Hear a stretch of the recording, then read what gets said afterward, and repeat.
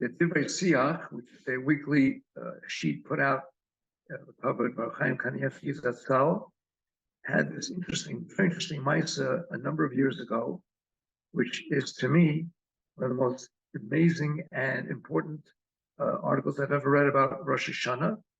The moral of the story, which they don't bring down, is every little step towards tshuva is counted as a very important item up in Shemayim, and that whatever we do, as long as we're starting on that journey, even every little step, we must keep in mind that that is an important accomplishment.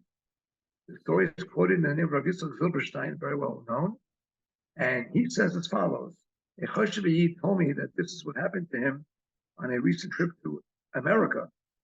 He said, I was going to America for business, and the majority of my business was going to be located in Miami.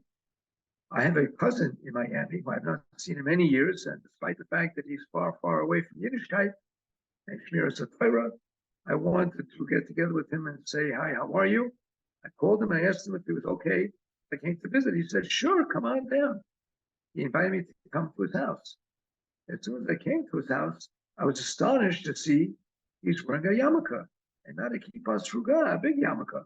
I said to myself, maybe he put this on to make me feel comfortable.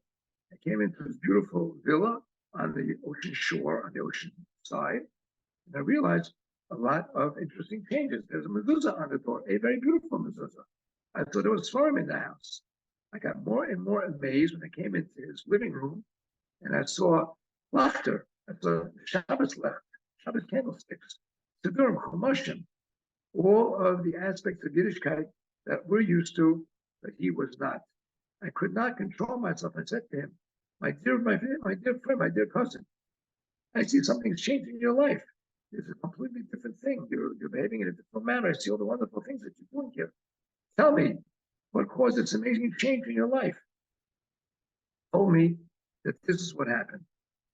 Last Rosh Hashana, I was sitting on my porch. I looked out to the sea, and I see all of a sudden, I look down, there's hordes of people trying to walk towards the ocean. People coming out, walking towards the water. Even though I was very far away from the Advas, and for years and years I've not gone into a shul, I do remember we always had the minhag of Tashlich. We go down to the Yam, and we daven there to Hashem. And my father used to take me there when I was a little kid. I said, you know what? I'm going to go too. I'm going to go down and join them, go to the water shore, and I went. I was standing in this group of Yidden, all by myself. They're all holding their Machzorim, they were davening. All of a sudden, a gentleman comes over to me. He gave me a sitter. He showed me what paragraph to say.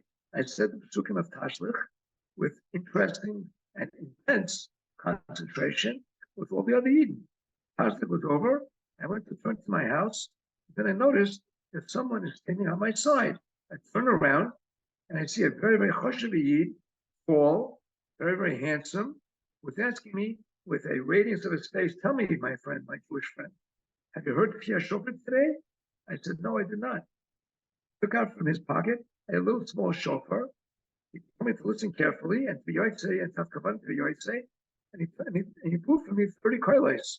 When he finished, he said to me, my name is Moshe Katz. And he went on his way. Came back home, and I was sort of astonished.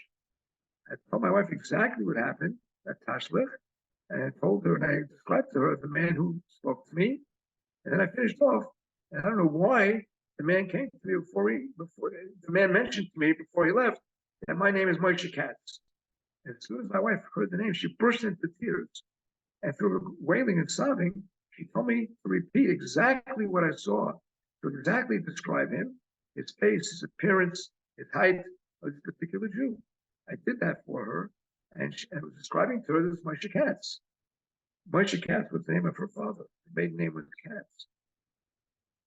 He was a Talmid Chacham. He also had a blue shofar in the city of Pressburg in Hungary.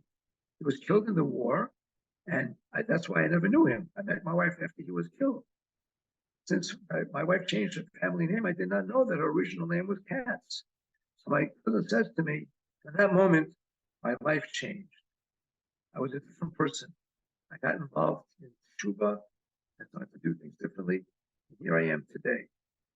So Yitzchak Silberstein says, I told this story over to Chaim Kanievsky, and he says, it's not a thought in my mind that this is a gili from Shemayim to this couple, to this company, to this family, to this couple, that they should do teshuvah. And we see that these things are mentioned in Chazal many times. So this story has always remained with me since I first read it a number of years ago. And it's a beautiful story, a classic story from Chaim, which is L'mayla min hateva. But to me, the moral of the story is he took one step in the direction of doing something for himself. He went to Tashlach, and the rest of the story followed through. We all should learn a lesson, try to do whatever we can to help ourselves, big or small. No matter whatever we do, we should be successful and have a git ben shura, to one and all.